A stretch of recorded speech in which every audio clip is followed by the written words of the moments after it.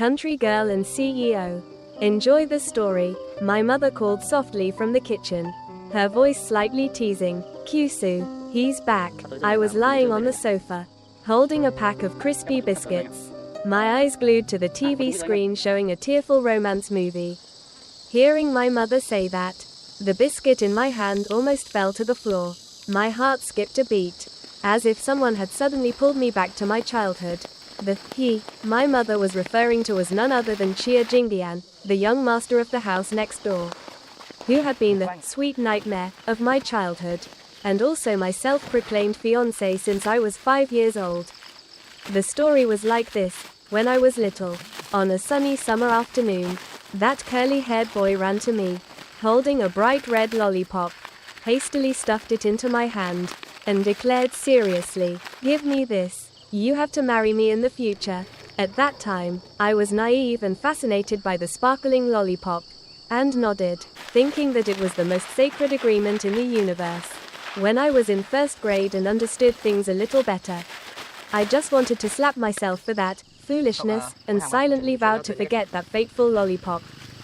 Ha Caningon left the village to study abroad when I was in middle school.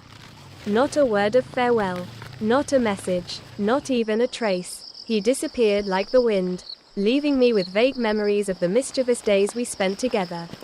Then today, suddenly my mother told me he had returned. No warning, nothing. I heard somewhere that Ha Caningon is no longer the colorful t-shirt boy from before. He is over 1.85 meters tall, graduated from a prestigious international school, looks like he stepped out of a youth movie, and especially, is so cold that it makes people shiver. I sighed, telling myself, it's okay, just say hello when we meet. We're not that close, don't worry. But that confidence only lasted exactly 3 minutes and 30 seconds. I had just opened the door and stepped into the yard, intending to run to the neighbors to borrow some herbs for my mother, when I unexpectedly bumped into Ha Caningon. He was standing there, right in front of my house, tall, hands in his pockets, a clean white shirt buttoned up to his neck, jet black hair falling lightly over his forehead. His deep black eyes looked at me, as if he was trying to solve a difficult problem with no answer. My heart suddenly beat faster. I didn't know if it was because of surprise or because his gaze was so captivating. I took a step back, stammering, hello. He just nodded slightly, didn't say anything, his lips pressed tightly into a perfect straight line. The atmosphere suddenly became stifling.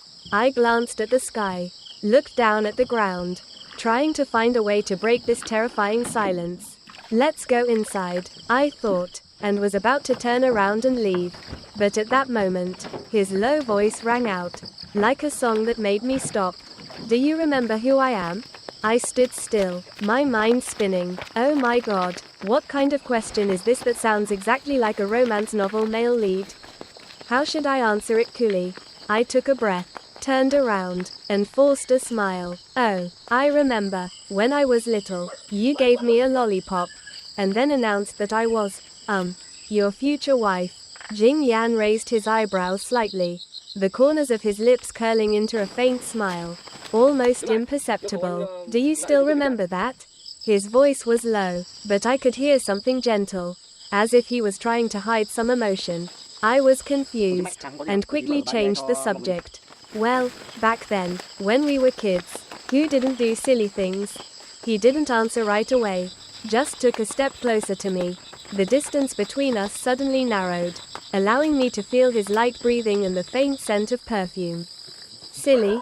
He repeated, his voice carrying a hint of teasing. I think that's the most serious promise I've ever made. I was stunned, not knowing how to respond. The Chia Jingdian of today was so different from the boy from back then.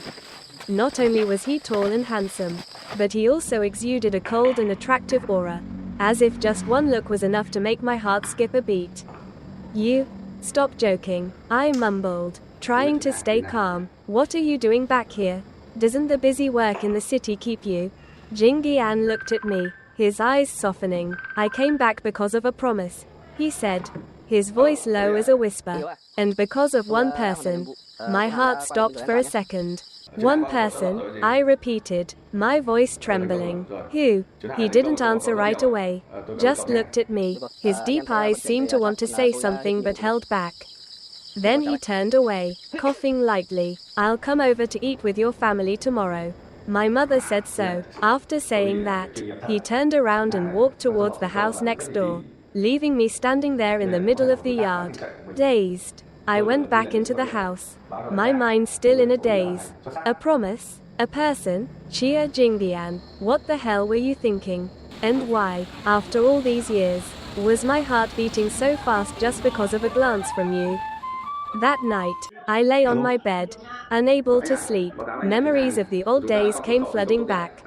Chia Jingdian used to be the kid who teased me, pulled my hair, but was also the one who always ran to shield me whenever I was bullied. He used to sneak cakes into my bag, used to sit next to me under the banyan tree in the schoolyard, telling silly stories about his dream of becoming an astronaut, and the red lollipop that year, which I kept wrapped in a small box, although I never dared to admit that it was still important to me. The next morning, just as he said, Ha Kaningon appeared at my house. This time, he was wearing a light blue shirt, carrying a bag of fruit. His appearance was polite but still could not hide the arrogance of someone who was used to standing at the top. My mother, like any other enthusiastic mother, pulled him into the house, constantly praising, "Oh, Kaningon is getting more and more handsome as he grows up. He is truly the pride of our village." I sat across from him at the dining table, trying to act natural, but my eyes kept unconsciously glancing at him. Kaningon ate slowly, occasionally answering my mother a few sentences, his voice calm but warm. Then, when my mother left the table to get more water, he suddenly looked up, looking straight at me. "Do you still like eating cookies like when you were little?" I was startled, not expecting him to remember. "Yeah, still like it," I replied, trying to keep my voice calm. "What about you? Still like giving lollipops to others?" He laughed, a rare smile lighting up his entire face. "No, I only give lollipops to one person." My heart skipped a beat again. He continued, his voice low, "And I'm still waiting for that person to keep his promise." I didn't know how to respond, only feeling my cheeks burning. The meal passed in my confusion and Jing Yan's silent gazes. When he left, I stood at the gate, watching his tall back, wondering, could it be that, after all these years, both he and I were keeping a promise that neither of us dared to say? Cold memories and burning eyes. I still remember it clearly. That moment, when Chia Jingyan's low voice rang out. It was like a sharp knife cutting through the chaotic thoughts in my head. "Ah, good. I thought you forgot." He stood there, under the yellow streetlights, his eyes as deep as a whirlpool, as if he was trying to dig, to rummage through something in my mind. I didn't answer right away. Instead, I just muttered, "No, I forgot. I just put it back together." Then I turned around and walked away quickly, as if I was even a second slower, that gaze would swallow me whole. He didn't chase after me, but I could feel, clearly and intensely, that gaze clinging to my back. It wasn't just a look. It was like a cold wind, hovering around the back of my neck, making my skin crawl and my heart beat wildly. I didn't dare to turn around, just kept walking, my feet running away from an invisible danger. When I got back to my room, I hid under the blanket, covered my head, and tried to dispel the strange feeling of confusion that was suffocating my chest. It wasn't because Chia Jingyan was more handsome than before, although I had to admit, he now had a deadly charm, sharper and more dangerous than my vague memories. No, it wasn't because of that. I wasn't the type of person who was easily charmed by beauty. It was just that I smelled danger. A nameless smell, but enough to make me shiver. The next morning, when I took my bike out the gate to go to school, an unpleasant feeling came over me. The wheel was flat, the tire was deflated as if someone had deliberately played a prank. I frowned, cursing silently in my mind, trying to find a way to deal with it. Just then, a familiar voice rang out again, gentle but full of hidden meaning. "Is your bike broken?" I turned around, and Chia Jingyan was already standing there. He was leaning against a shiny black electric bike, one hand in his pocket, the other absent-mindedly holding a helmet. His eyes. Oh my God, those eyes. It was like a seductive invitation, as if he was luring me into a game whose rules I didn't know. I froze for 3 seconds, my brain seemingly shutting down before stuttering. I must have hit a nail. Get in the car, I'll drive. His voice was calm, but carried a certainty that didn't allow for refusal. I was stunned. Drive what? No need. Aren't you late for school? He tilted his head, his eyes glancing at the watch on my wrist. I looked down. Damn, I was really late, but the thought of sitting behind Chia Jingdian made me hesitate. What would people say? That I was maintained by him? That I, an ordinary person to the point of being invisible, had something to do with Ha Caningon, who the whole school knew was a rich kid with a mysterious past and an appearance that made others turn their heads. Before I could protest further, he suddenly bent down and adjusted my loose shoelaces. His movements were quick and natural, but they left me frozen. When he looked up, he gave me a faint smile. But it wasn't faint, it was like a spark from a firework, shooting straight into my heart, hot and burning, but I didn't realize when I had been burned. I'm your neighbor, he said, his voice low. Please don't treat me like a stranger. At that moment, I felt like someone was squeezing my heart, not because of his words, but because of the way he looked at me, as if I was a puzzle that he had to solve. I didn't know how to respond, so I just quietly climbed onto the bike, holding onto the back seat lightly, trying to keep my distance so as not to touch his back. But when the bike stopped at a red light, Chia Jingdian tilted his head, his voice carrying a hint of teasing. Why don't you hug me? I was startled, almost dropping my school bag. Huh, no hug, you'll fall. He curled his lips, his eyes sparkling in defiance. No need, I replied, trying to keep my voice firm. I'm holding on tight. What if you break suddenly? He asked, his tone as if he was deliberately dragging me into a dangerous conversation. Then I stuttered, not knowing how to respond. But before I could think of something clever, he laughed, a short laugh that was enough to make the air around us vibrate. Then you'll fall into my arms. I didn't answer, not because I didn't want to, but because I couldn't. His words, his eyes, everything was like a storm that swept me in, making me want to run away, but also want to stay and see where the storm would take me. All the way to school, I sat still, my hands gripping the saddle tightly, but my heart kept pounding. Ha Caningon didn't say anything more, but I knew that his eyes were still following me, even if it was only through the rearview mirror, and no matter how hard I tried, I couldn't shake the feeling that I had just entered a game that I had never been warned about.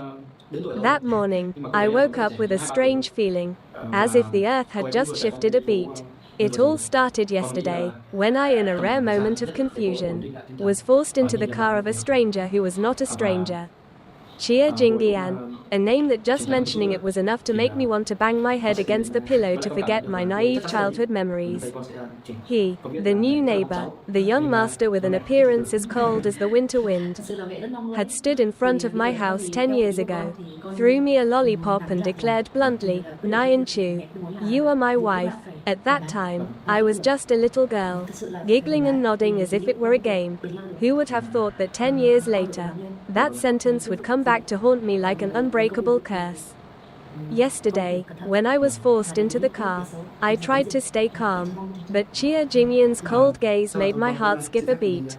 He didn't say much, just looked at me through the rearview mirror. His deep black eyes seemed to contain the entire night sky. Get in the car, I'll take you home. His voice was low, not allowing for refusal. I sat still, my hands gripping the edge of the chair, wondering what kind of self-proclaimed little husband I was facing. Everything seemed to have ended like a fleeting dream, until the first class of the week, the day my whole world seemed to be turned upside down. The homeroom teacher walked into the classroom, holding a thick stack of documents, pushed up his glasses and announced in a calm voice, our class has a new transfer student.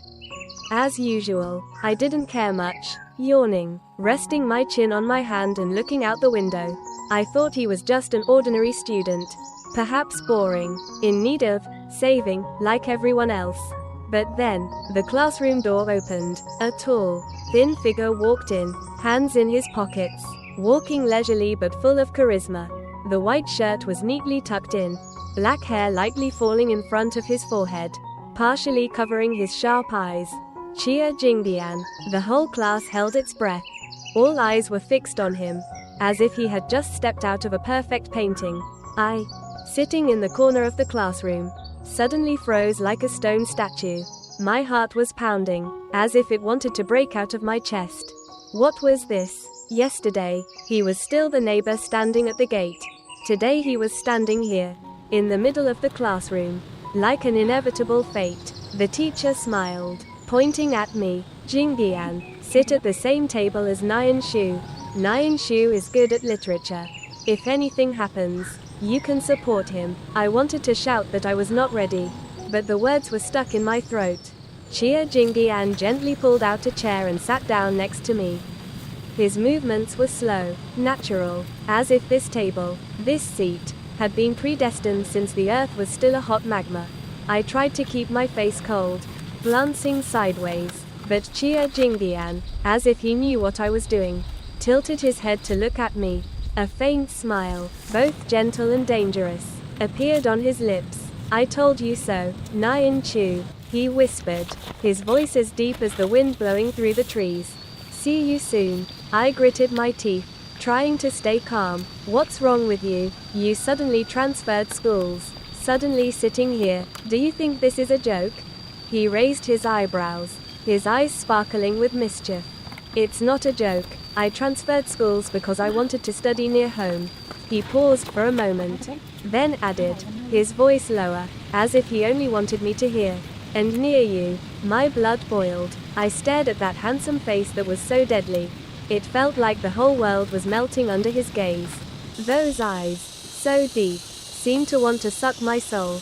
Do you know that sitting next to me will cause rumors? I gritted my teeth, trying to keep my last bit of pride.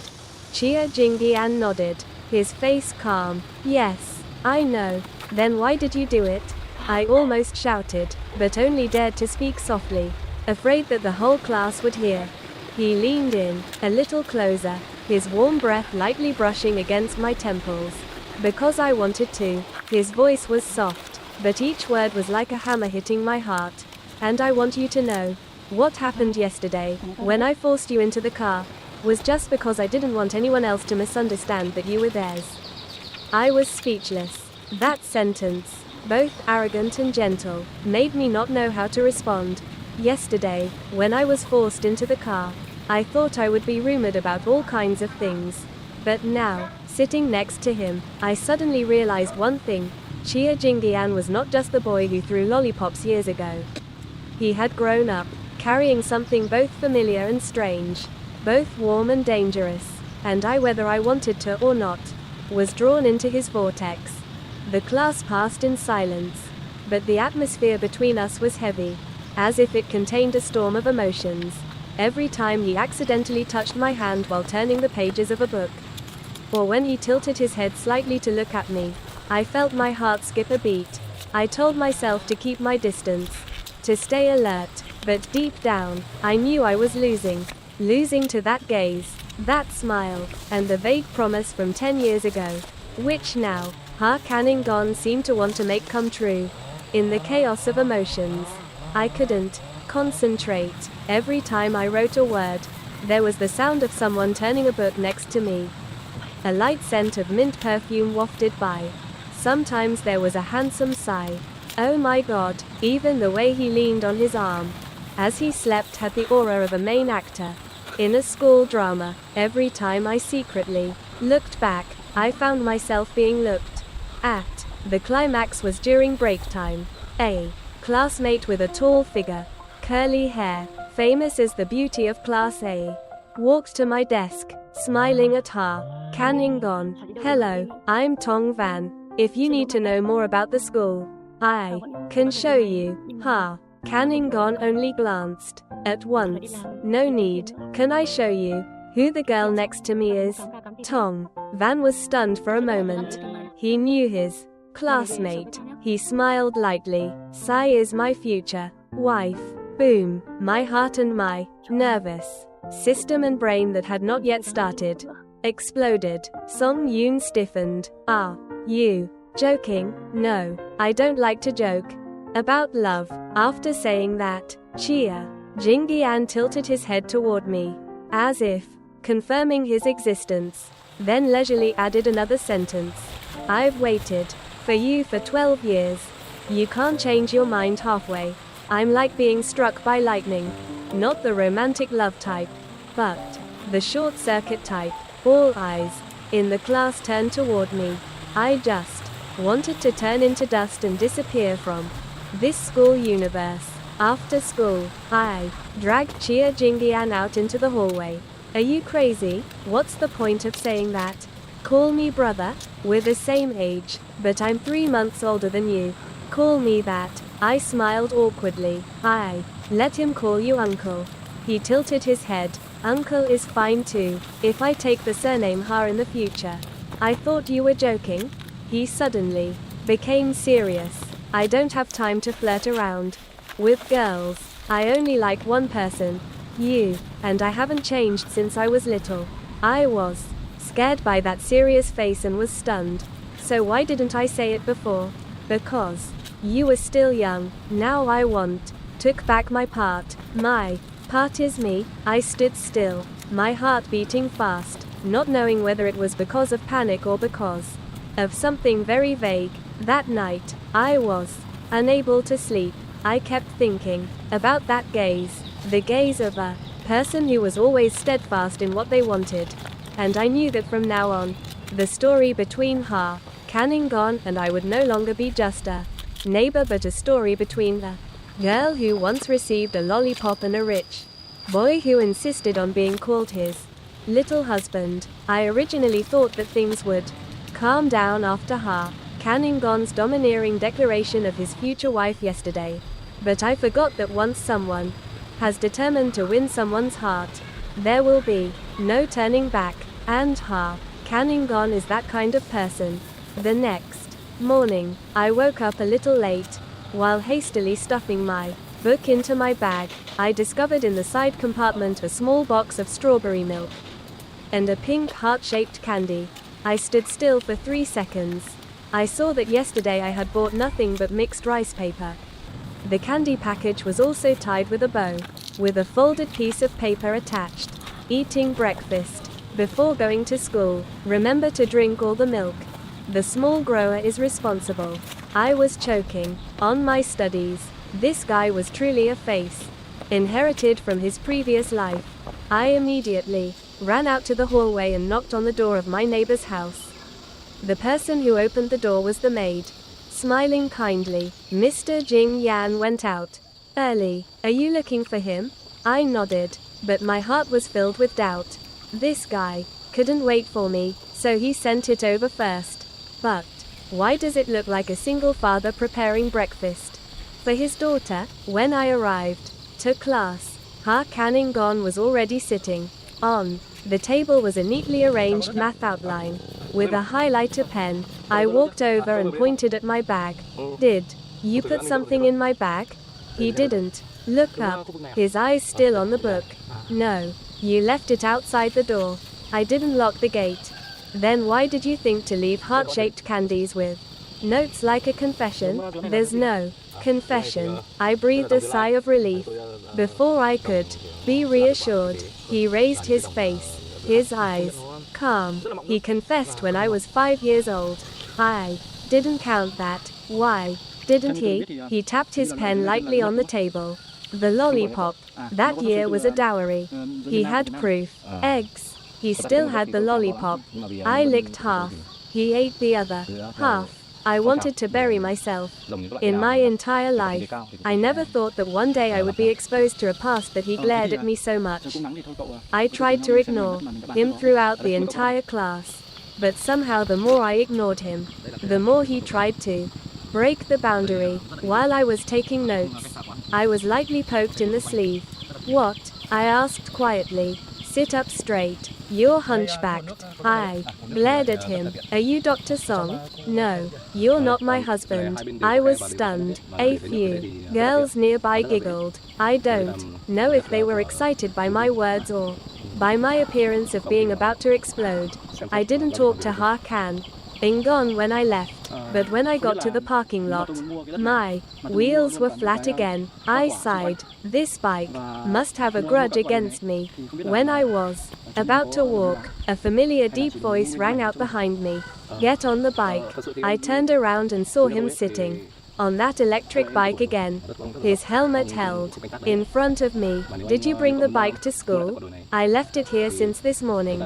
I guess your bike must have broken down again. I won't scratch the nail. Don't look at me like a criminal. I hesitated. I can go by myself. No. If I faint in the middle of the road, who will be responsible? If the wife falls, the husband will be heartbroken. I really wanted to turn myself off, because I didn't know why I got on the bike. On the way back, we were silent for a while. The wind blown gently past our ears. I clearly heard my heartbeat speeding up. Suddenly he said, "Do you remember the first time we met?" Not very well. At that time, I was sitting, drawing on the wall, and my mother scolded me, and I cried loudly. He gave me a candy, and I stopped crying immediately. I smiled softly when I was young. Yes, but he held my hand and said that later I would marry him. I quickly argued. I haven't said that yet. There's a recording. He kept it in his phone. I almost slipped off the saddle. Since when did you become the type to save proof of your engagement? He didn't answer, just slowed down his bike, tilted his head, and chuckled. Do you know why I like heart-shaped candy? Because it's sweet. Because it looks like you. Just looking at it makes me want to swallow it. Let my heart stop for a bit. I can't stand it anymore. When I got home, I opened my bag again, discovering another small snack package with a piece of paper. Eat something else. You studied well today. I sat down on the bed. For the first time in my life, I felt that someone really cared about every little thing of mine, from whether I ate in the morning to whether I studied or not. He wasn't noisy, didn't force it, but every item in the bag, every reminder when I hunch my back, it was like he was using his own way to speak. You're here. You've always kept an eye on me. I buried my face in the pillow. This time I didn't blush, out of anger but of emotions that were hard to put into words. Was I about to be coaxed into becoming a concubine by my little husband? The story I'm about to tell below sounds like an excuse, but it's 100% true that I had just been sold out by my mother. First, you're free, right? Teach Jing Yan some more literature. He's been studying overseas for a long time. He's not used to analyzing literature in general. Before I could react, Chia Jing Yan slowly continued. Yes, you see, I'm very close to you. I turned to look at him, my eyes full of accusation. What is this guy doing again? My mother patted my shoulder, her face beaming as if she had just married her daughter. My daughter is the best student in class and is gentle and cute. If she doesn't help the neighbors, who will she help? I'm not cute. Mom, you should argue with her properly. That's the prince. Kanningon is handsome and obedient. Whoever gets to be his tutor is lucky. That lucky person is smiling beside me and whispering that he is a good student. But if the teacher isn't strict, he can resist. I threw a look that wanted to kick him out. He came out of the universe into his face, but only received a wink full of damage. The first class took place on Friday afternoon. I laid out the books on the dining table, seriously pointing to the topic of family affection in the excerpt. Write a 150-word paragraph for me. No plagiarism, no GPT. Chia Jingyan sat opposite and nodded very politely, but instead of writing. He poured tea and pushed the cup toward me. Teacher, have you had anything to drink? I sighed. Chia Jingbian, you're a student, not a housekeeper. You're a reasonable little husband. You need to take care of the teacher to get priority. There's no priority here. Write the article. He held the pen, but after writing a few words, he raised his head. Nine Shu, what? I really like you. I threw the pen at his face. I didn't ask about that. Right. I wrote. I took the paper, on which was written exactly one sentence. Mom cooks rice. I eat. Mom loves me. I love Mom. When I'm done, I choke on my tea. Do you think you're writing a 2-syllable poem? If this is submitted, the literature teacher will cry. He smiled slyly and leaned toward me. Teacher, teach it again. You learn very quickly. I sat up straight and gritted my teeth. Listen carefully. Feeling Van is feeling with the heart, not smiling like a clown and sitting, making up 3 empty sentences. So you feel with the heart. For example, when he looked at me, his eyes suddenly softened. For example, when he saw you tired, he wanted to cook porridge. When you studied hard, he wanted to put candy in your bag. That is affection. I couldn't say anything. My mouth wanted to scold, but I played Lotto uncontrollably. Seeing me silent, he continued, it's just that the feelings are not of mother and child but of a husband. For his wife, I resisted boredom. I regretted having agreed to teach him. He felt very happy after half an hour of struggling with the essay topic and another 15 minutes. I had to explain how to present a paragraph with an introduction and a conclusion. Finally, Ha Kan-in-gon also seriously wrote a nearly correct essay. Only the conclusion is that family love is very important. Like my love for Neem, so nothing can replace it. I smiled innocently, writing according to her feelings. Then tomorrow I will let you analyze Q's tragedy in the story of Q. With you teaching, any tragedy will turn sweet. I buried my face in my books and decided I would not teach anymore and would drop out of school. All right, but when I stood up to pack up, I heard him whisper behind me, I'm serious. Neem, so every day I get to sit next to you, listen to you lecture. See, you frown because I did something wrong. Is the time I cherish the most.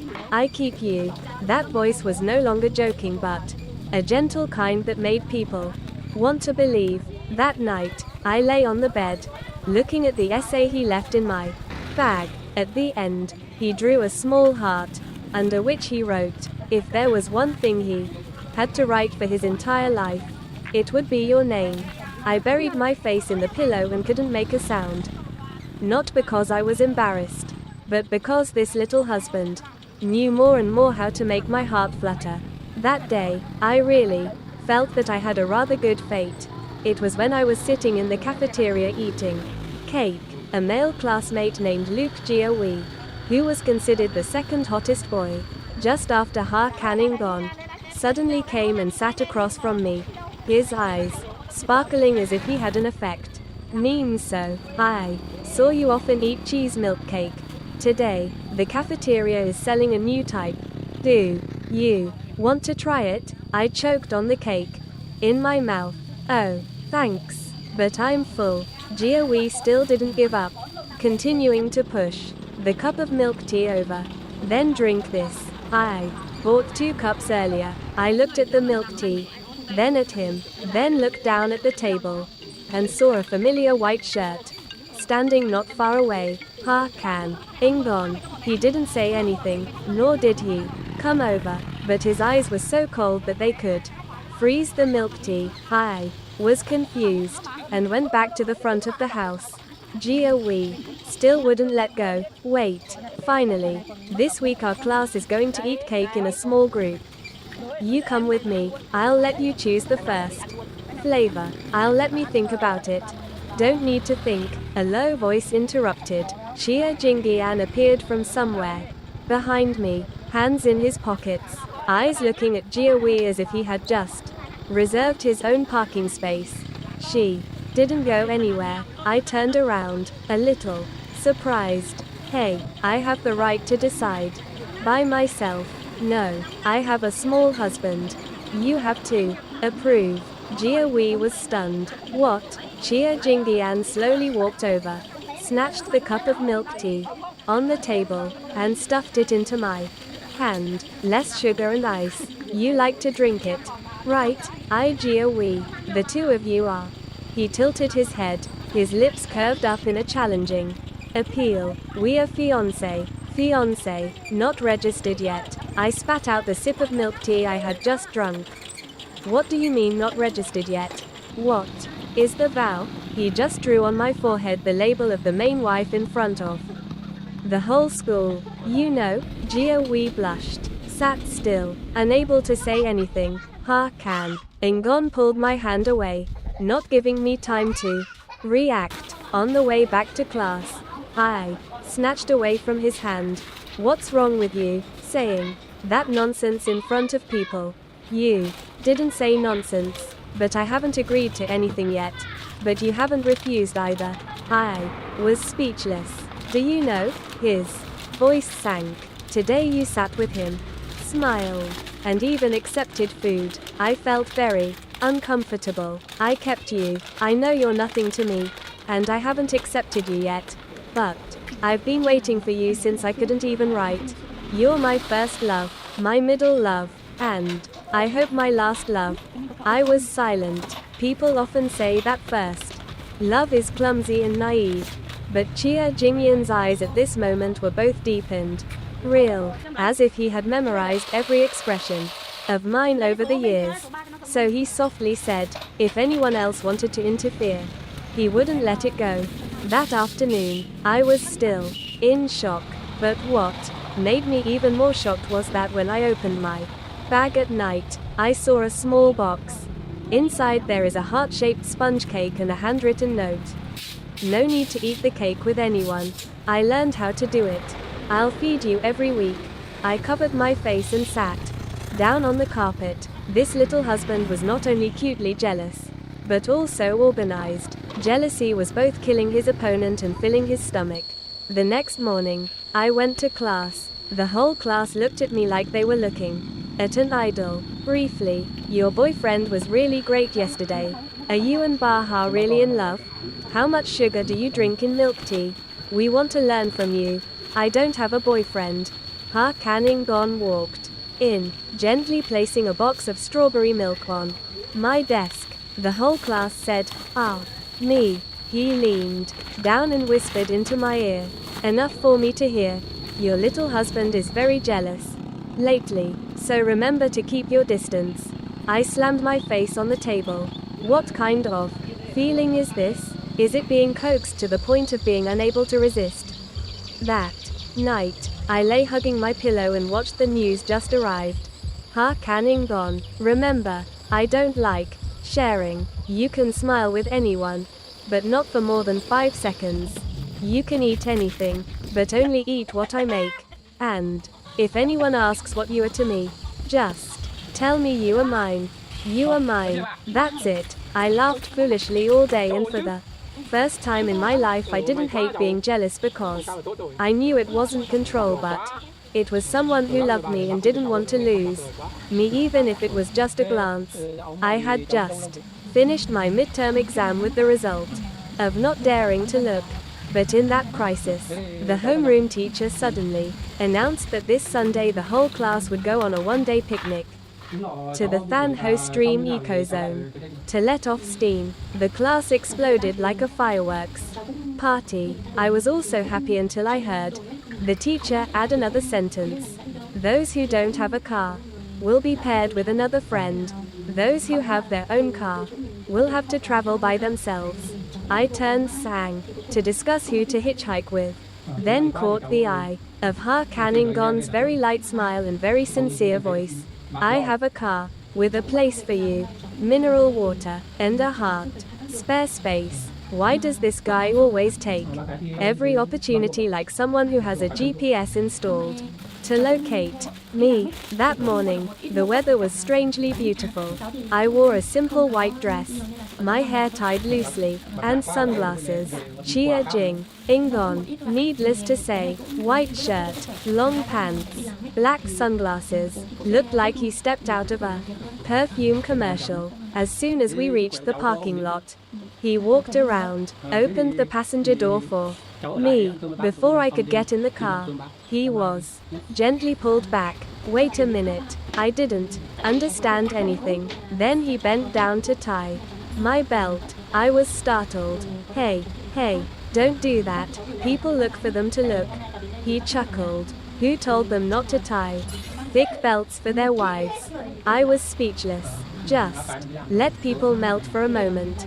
Okay, the Fan Lake Ecological Zone is like a cut off corner of a poetic summer. There were streams, suspension, bridges, green grassy hills, and a clear sky. My group of friends went out to play outdoor games, and I was dragged into Chia Jingyun's group. Literally, he pulled my hand, not letting me